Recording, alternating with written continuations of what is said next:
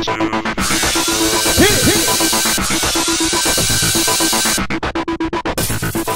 everyone, welcome to tonight's amazing race recap.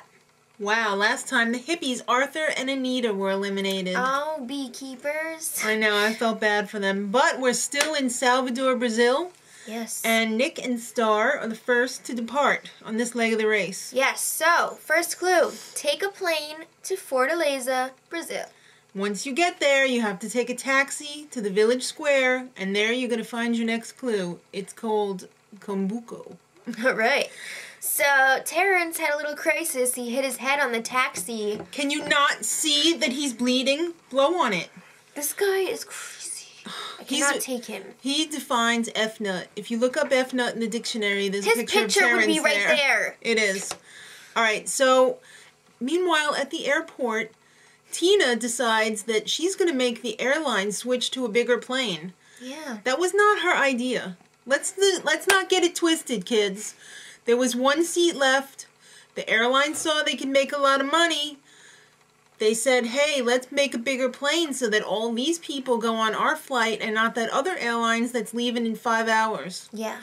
So, Tina, you didn't do nothing. She was taking credit for it big time. She was like, don't forget, you owe me. Blah. Yeah, I don't expect any money, but just remember. Just remember who got you on this so I could get everyone on it. Yeah, everyone was on the same It was flight. either everyone or no one. There was only one seat, kid. Okay. So, in line to get on the plane, it was like a general admission plane. Ken and Tina decided that they were going to cut it. Go right to the front of the line. They had an agreement with the ticket, whatever. Earlier, they were like, we get to go first, right? And she's like, yeah. That's BS. Well, Terrence and Ken got into a little pissing contest. And they both kissed and made up. And they found out neither of them could piss. I have my suspicions about Terrence. I think they'll be hooking up after the show. Ew. Okay, so they got there, and they had to choose a dune buggy to go to Barraca D Manoel. Sorry. And please, no por favor. They do not speak Spanish in Brazil. They speak Portuguese. Or Portuguese. Either way. But they don't speak Spanish, I can tell you that. And it's so annoying to hear everybody keep saying, por favor, really? rapido. Like 2 weeks ago you thought they did. I'm educated now. So, Anthony and Stephanie have a little epiphany in the cab. It's nice to actually see somebody say, wow, we don't have it as bad as we thought we did. There's other people in the world who are worse off than us. And I have to give them a round of applause for having an epiphany. So, time for a detour. That's right. It's either beach it or dock it. In beach it, they have to launch a sailboat which weighs over 400 pounds using 2 logs and a crew of 2 guys. Yeah. 2 Brazilians to help you push it across. And in dock it, you had to search through this database on a computer for a container which would contain the clue. And there were many containers. And once you found the number of the container, you had to actually find it. Right, and go in the container and get your clue. Everyone chose beach it, except for the geeks and the Southern Belles. Yeah, but the Southern Belles totally passed where they had the docket thing. They went to the beach one, so they're like, whatever, we're here, we'll just do it. Or, hey, y'all, whatever, we're here, let's just y'all do it right here. Okay, so... That was more gangster than... All right, it was gangster Southern Belle. So the geeks blasted through it. They know their computer shiz. Yeah. It's for real. They were brought up by Yoda, too. So. And Yoda says, do not. There is no try. God. Why? Then they had to travel by taxi to Parque De Vaquejada. To get the next clue. Or Parque De Vaquejada, said Anthony. Right.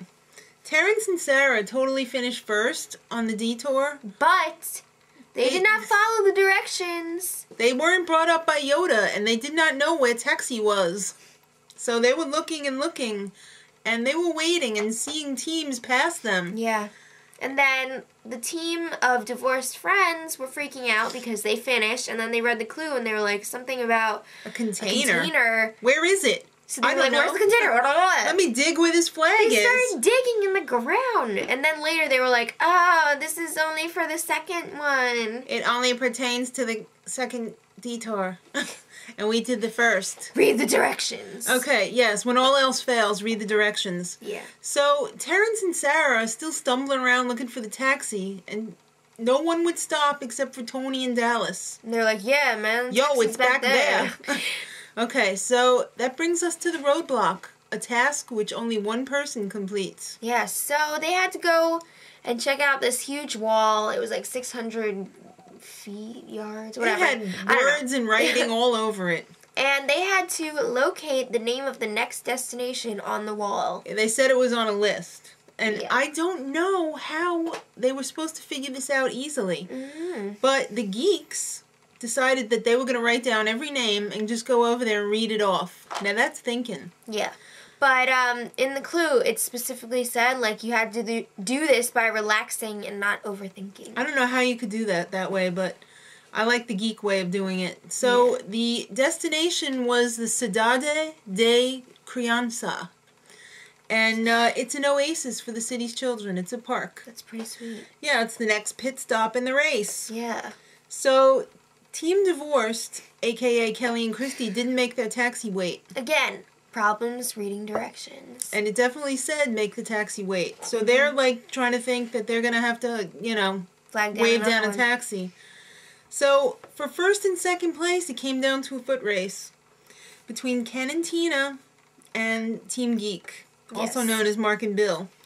So, you know what? Ken and Tina, they're in better shape, yeah. So they were first place, and they won 2 off-road vehicles. Right, 1 each.